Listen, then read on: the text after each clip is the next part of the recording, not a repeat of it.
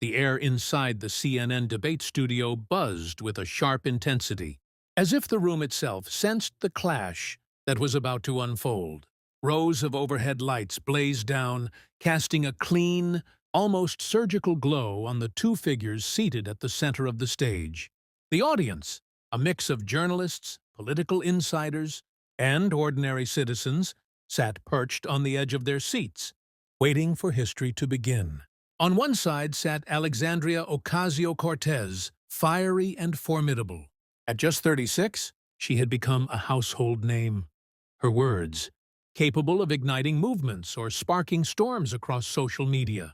Her dark hair was pulled neatly back, her striking red blazer commanding attention against the neutral backdrop. Her eyes, sharp and unyielding, hinted at the confidence of a woman certain she was about to dominate the evening. Opposite her was not a career politician, but one of the world's most recognized innovators, Elon Musk. At 53, he carried himself with the unshakable composure of a man accustomed to skepticism, controversy, and pressure. His gray suit was simple, his posture relaxed, but his presence was undeniable. Musk wasn't a senator defending tradition.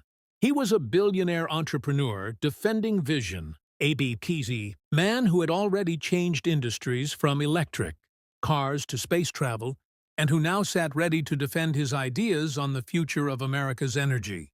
Anderson Cooper's voice carried through the charged silence as he welcomed the millions watching from their screens at home.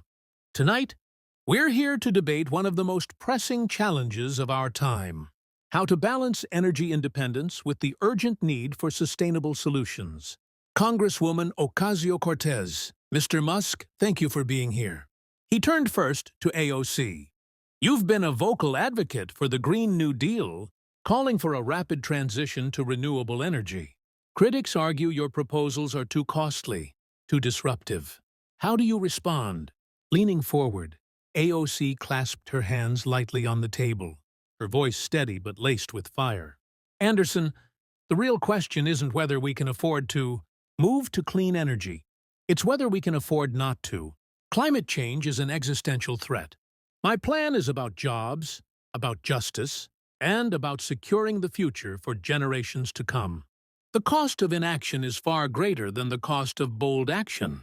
The audience stirred, some clapping, others murmuring, eyes flicking between her and Musk. She glanced at him deliberately, daring him to answer. Anderson Cooper pivoted. Mr. Musk, your response?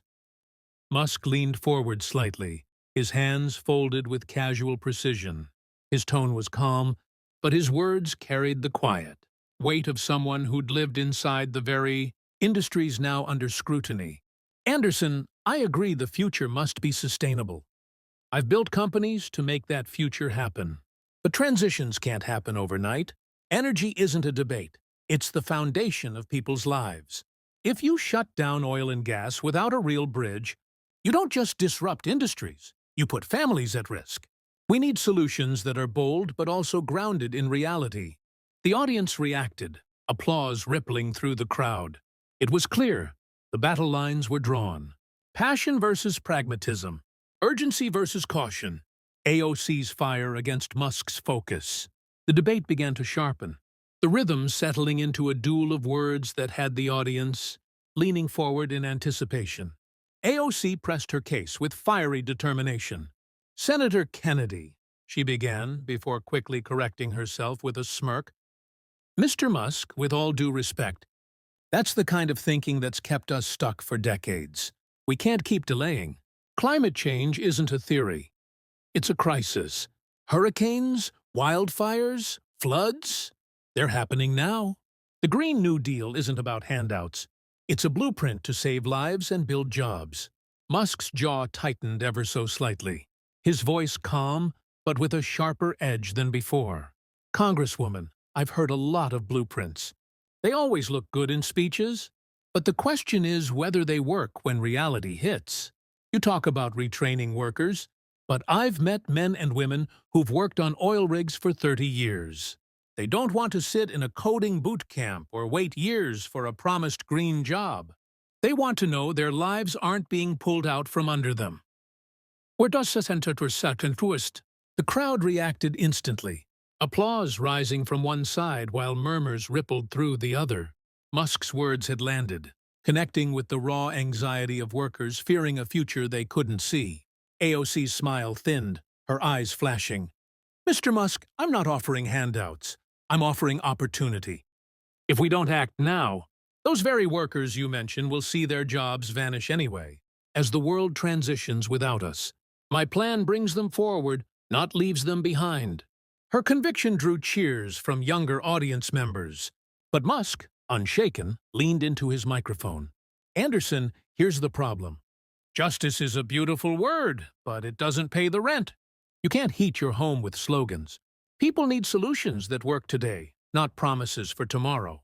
The studio split in reaction, half applauding Musk's grounded pragmatism, half rallying behind AOC's urgency. The tension was palpable, like a coiled spring ready to snap. Then came the turning point. AOC, seizing the moment, leaned forward. Her eyes locked on Musk, her tone cut like a knife. "Maybe it's time for some people to step aside. Your approach is stuck in the past, defending industries that are dying. This fight is about the future, and maybe it's time for a new generation of leaders to take the stage."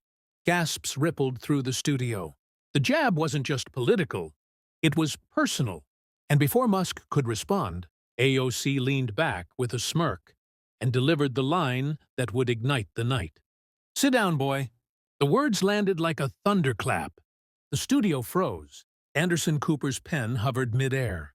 Producers scrambled in the control room, whispering frantically, "Did she just say that?" "Keep the cameras rolling." On social media, hashtags exploded instantly. "Sit down, boy," and AAOC vs Musk, trending within seconds. Some cheered it as bold defiance. Others recoiled at the disrespect. And at the center of it all, Elon Musk sat perfectly still, his hands folded. His eyes fixed on AOC, he didn't flinch. He didn't blink. His face was calm. But behind his eyes, the spark of resolve ignited. The silence stretched, heavy and unbearable. The nation waited to see how Musk would respond. The studio held its breath. The insult, "Sit down, boy," hung in the air like a live wire, sizzling with tension. Millions watching across the country leaned closer to their screens, waiting. Anderson Cooper tried to regain control, his voice a little strained. "Mr. Musk, would you like to respond to the Congresswoman's point about generational leadership?" Musk leaned into his microphone, his voice slow, deliberate, almost surgical in its precision. "Congresswoman," he began, pausing just long enough for the audience to shift forward in their seats. "I've been called many things in my life. Some flattering, some not so much. But that's a new one." A ripple of nervous laughter broke through the silence, but Musk didn't smile. His gaze stayed locked on AOC, his expression calm but edged with steel. "You want to talk about leadership? Fine, let's talk. Leadership isn't about throwing cheap shots or collecting followers online. It's about facts. It's about results. It's about people's lives." The audience erupted into applause, some standing to cheer, others clapping cautiously. Stunned by his composure, AOC's smirk faltered, just slightly, as she realized Musk hadn't taken the bait. Musk continued, his tone even but gaining strength. "I've spent decades building companies, creating jobs, and driving innovation. Not in theory, in reality. Tens of thousands of families have paychecks today because of the work we've done at Tesla, SpaceX, and other ventures. That's leadership, taking risks, delivering results, and listening to people, not dismissing them with one-liners." The crowd roared louder this time. Anderson Cooper tried to cut in, but the audience drowned him out with claps and cheers. AOC's eyes narrowed. Her earlier confidence rattled, but not broken. She leaned forward, her voice sharp. "Mr. Musk, with all due respect, you've built companies on subsidies, tax breaks, and government contracts. You talk about results, but let's not pretend you did it alone. The government has been carrying your vision from day one." Gasps rippled through the studio. Musk didn't flinch. He nodded slowly, acknowledging the shot, then leaned into the mic again. "You're right, Congresswoman. Government support helped, just like it did with railroads, highways, and the internet. But here's the difference. I delivered. I took those investments and turned them into something real, something people can use. And instead of focusing on insults, maybe we should be focusing on how to actually solve the problems in front of us. The audience was on its feet now, clapping, whistling. The energy in the studio transformed.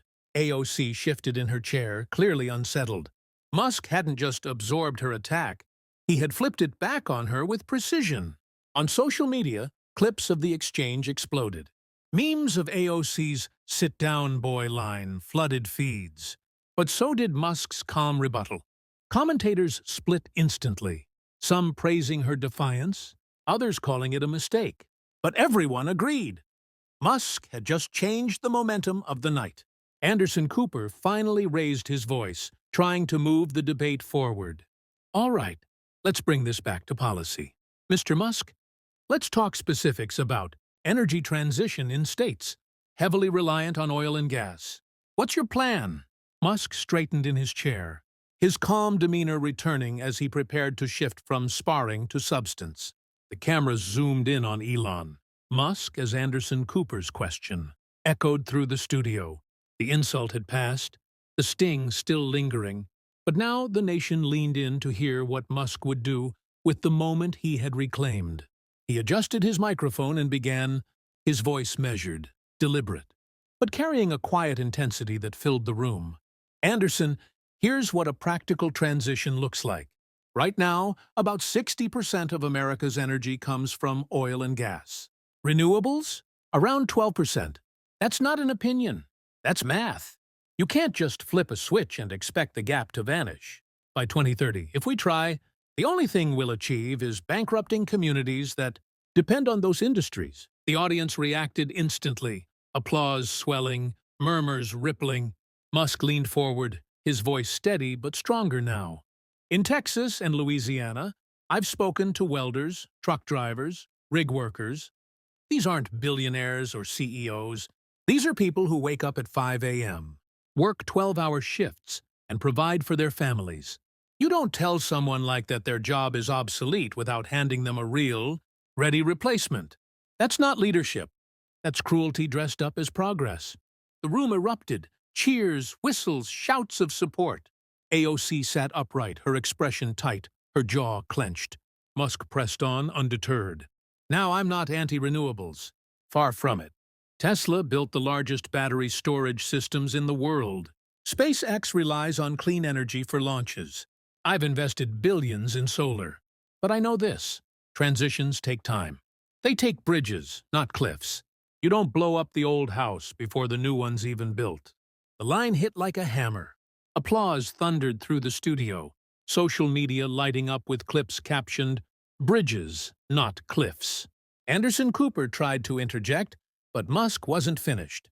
His voice sharpened, each word cutting clean through the noise. Congresswoman, your plan talks about trillions in spending, numbers. So big they scare even the accountants. Let's be honest with the American people. Where does that money come from? And how do you explain to someone in Baton Rouge or Midland, Texas, that their refinery shuts down tomorrow? But don't worry. There's a government retraining program waiting. Programs that, by the government's own data, fail more than half the time. The audience gasped. Some clapped. Others shifted uncomfortably. But no one looked away. Musk's eyes locked on AOC. You call that justice? I call it gambling with people's lives. AOC leaned in, fire flashing in her eyes. Her voice rose with passion, echoing off the studio walls. Mr. Musk, what's cruel is ignoring the reality of climate change while clinging to industries, poisoning our air and water. Every hurricane that destroys homes, every wildfire that burns towns, that's the cost of inaction. My plan invests in people, in clean energy jobs, in survival. That's not gambling, that's leadership. Her words drew cheers, especially from younger members of the audience. For a moment, the energy swung back to her side. Social media exploded with your climate justice and Musk vs AOC trending simultaneously. But Musk remained calm, almost unnervingly so. He tilted his head slightly, adjusted his tie, and replied in a voice low but searing, "Survival isn't just about tomorrow. It's about today. And today, millions of Americans depend on the very industries you're ready to dismantle. I'm not against the future, Congresswoman. I'm against abandoning the present." The crowd exploded once more, the studio alive with thunderous applause, half the room on its feet. AOC's face flushed, but she steadied herself, ready to fire back. The clash was no longer just about policy. It was about philosophy, respect, and power. And the night was far from over. The studio buzzed with raw electricity. The audience, half cheering, half murmuring, felt they were watching more than a debate. It was a duel for the soul of America's future. Anderson Cooper, sensing the climax, leaned toward the candidates. "We're almost out of time. I'd like each of you to give a closing statement.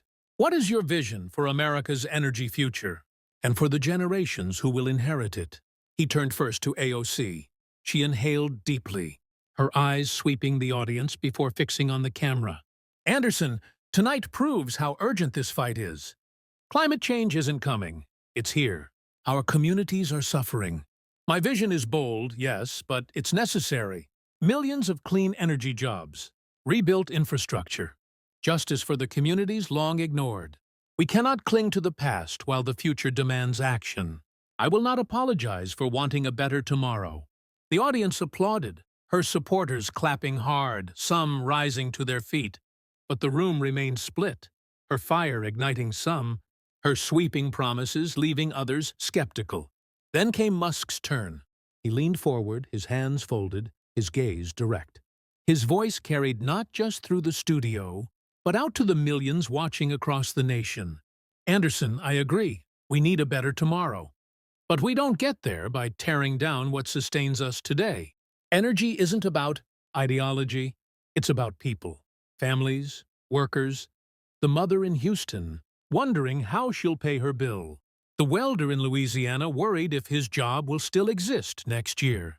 They don't live in hashtags. They live in reality." He paused, the silence heavy, the audience leaning closer. "I've dedicated my life to building the future.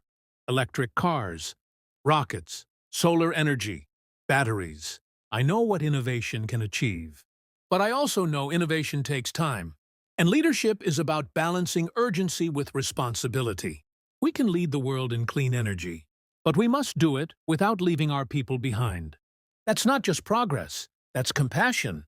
The crowd erupted, applause rolling like thunder, louder and longer than at any point in the night. Even some who had cheered AOC earlier now clapped for Musk's measured conviction. AOC's jaw tightened, but she extended her hand across the table, her voice soft but audible. "Mr. Musk, we disagree, but I respect your fight." Musk shook her hand, his expression calm, almost solemn. "And I respect yours, Congresswoman. Just remember, the future isn't won by dividing people. It's won by bringing them together." The audience broke into applause again, this time less divided, the moment transcending the clash. On social media, hashtags shifted. Musk vs AOC still trending, but joined now by one unity and common ground. Clips of the handshake flooded feeds, commentators marveling at how a night of tension had ended with a gesture of civility. Anderson Cooper closed the debate with a smile of relief. "Thank you, Congresswoman Ocasio-Cortez, and thank you, Mr. Musk. Tonight has been a spirited, powerful discussion, and thank you to our viewers at home." The lights dimmed, the cameras pulled back, and America was left buzzing, not just about who had won the debate, but about the possibility that perhaps the nation's future required both urgency and patience, fire and focus. For Elon Musk, the night wasn't just about defending himself, it was about showing America. A vision rooted in both innovation and responsibility. A vision that, for many, had just struck a chord.